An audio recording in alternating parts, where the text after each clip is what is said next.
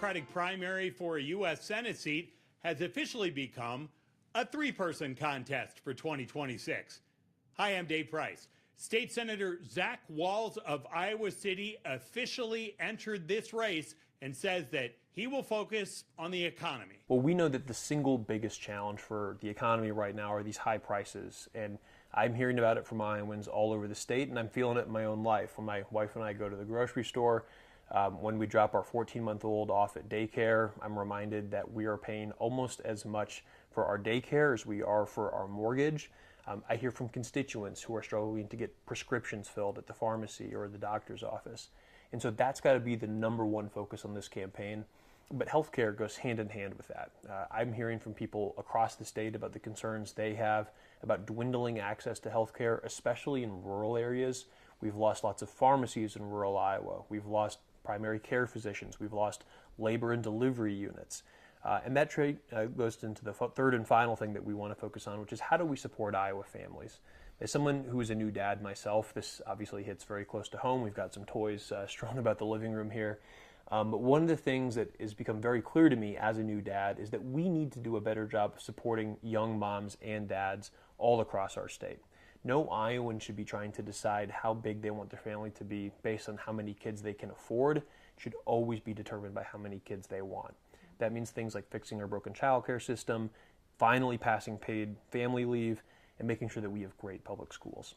Those words from Wahls may show how some Democratic candidates are choosing to strategize differently in 2026 than others did in 2024. Republicans did well in the last election with voters as they pointed out how much more expensive the cost of living had become. Democratic candidates had too often refused to acknowledge that. Wahls said that in this campaign, he will focus on doing something about the cost of living. For me, the first thing is bringing people together to actually solve the problems that are facing Iowans every day. We all know that the single biggest issue facing our state right now is the economy. There was a report that came out just last week that had us dead last in the entire country. That's not acceptable. We need new leadership that is willing to try new strategies, make new coalitions with people, bring people together and focus that energy on solving those problems. And we want to do that during the campaign. I don't want to just wait until Election Day and going off to Washington, D.C. I know that there are going to be problems that we can't solve. And so when we find those problems, that's going to be our legislative to-do list when we get to Washington. Republicans have been far more successful lately winning in Iowa statewide by dominating in the smaller communities, while Democrats have been doing better in the bigger cities. Kind of grassroots organizing. When I first ran for the state Senate, I spent a lot of time knocking on doors and talking with people on their literal doorsteps.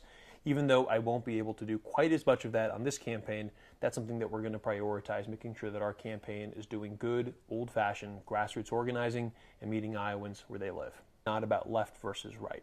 This is about making sure that those of us who are not political insiders are taking on the people who are.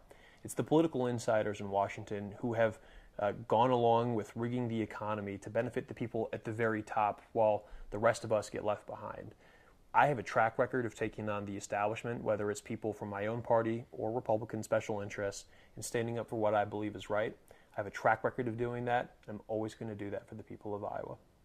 Wahls just talked there about taking on party insiders. Well, back in 2021, Senate Democratic colleagues elected Wahls as their Senate Democratic Caucus leader. He decided to fire two longtime and popular Senate Democratic staffers. The colleagues did not like that, and they ended up removing Wahls as their leader after just several months in that position, and they hired back those two fired staffers. The question as activists and Democratic primary voters look ahead to that primary for 2026 is, do they care about that kind of stuff? Is it too inside baseball as they try to decide whether it should be Zach Wahls, J.D. Scholten, Nathan Sage, or potentially somebody else to be the party's nominee for this now high-profile U.S. Senate race in the state of Iowa in 2026. That is Inside Iowa Politics for this week.